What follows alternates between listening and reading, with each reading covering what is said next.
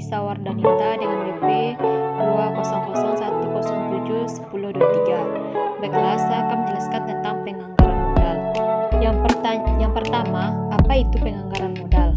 Kata modal mengacu pada aset jangka panjang yang digunakan dalam produksi, sedangkan anggaran merupakan satu rencana yang memberikan rincian proyeksi pengeluaran selama periode tertentu di masa depan. Jadi anggaran modal merupakan suatu gambaran rencana investasi pada aset jangka panjang. Sedangkan penganggaran modal atau capital budgeting merupakan proses analisis proyek secara keseluruhan dan memutuskan proyek mana yang akan dimasukkan ke dalam anggaran modal. Pertanyaan kedua, apa manfaat perusahaan melakukan penganggaran modal? Manfaatnya yaitu agar dapat mengetahui keperluan pendanaan secara lebih rinci. Hal itu karena dana yang telah terikat dalam jangka waktu lebih dari 1 tahun. Dengan begitu, perusahaan dapat meminimalisir adanya over investment atau under investment. Selanjutnya, apa saja metode dalam penganggaran modal? Yang pertama, nilai sekarang neto atau NPV adalah metode yang berfungsi untuk bisa mengukur nilai profitabilitas rencana investasi proyek dengan menggunakan suatu sektor faktor nilai waktu dan juga uang. Yang B, tingkat pengembalian internal atau IRR, yaitu sebagai tingkat diskonto yang menyebabkan NPV proyek menjadi sama dengan biayanya. Hal ini ekuivalen dengan membuat NPV sama dengan 0. C, tingkat pengembalian internal yang dimodifikasi atau MIRR, yaitu tingkat diskonto di mana nilai sekarang dari biaya suatu proyek akan sama dengan nilai akhirnya, di mana nilai akhir yang dihitung dari jumlah nilai-nilai arus kas masuk di masa depan yang dimajemukkan menggunakan biaya modal perusahaan.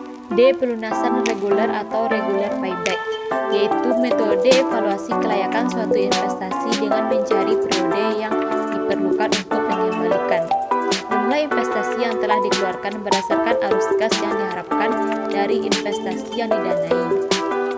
E, pelunasan yang diskonto atau diskonto payback, yaitu lamanya waktu yang dibutuhkan bagi arus kas suatu investasi diskonto menggunakan biaya modal investasi untuk menutup biayanya.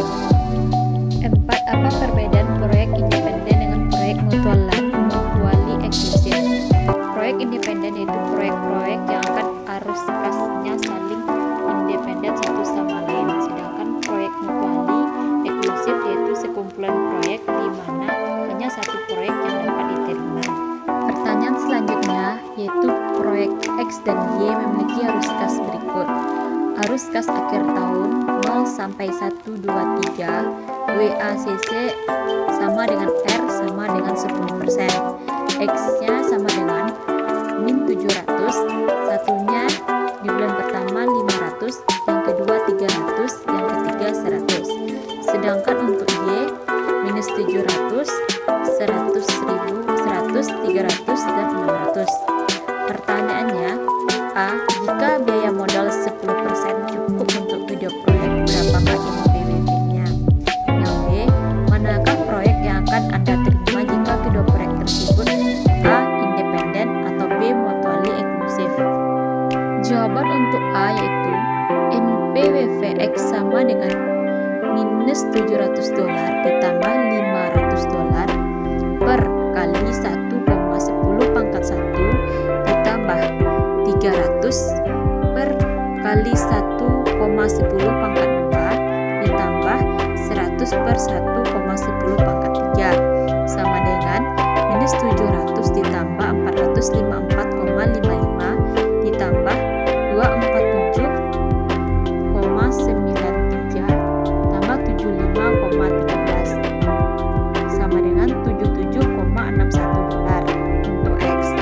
Sedangkan untuk NPWP Y sama dengan minus 700 ditambah 100 per kali 1,10 pangkat 1 ditambah 300 per kali 1,10 pangkat 2 ditambah 600 per 1 dikali 10 pangkat 3 sama dengan minus 700 tambah 90,91 ditambah 247,93 ditambah 450,93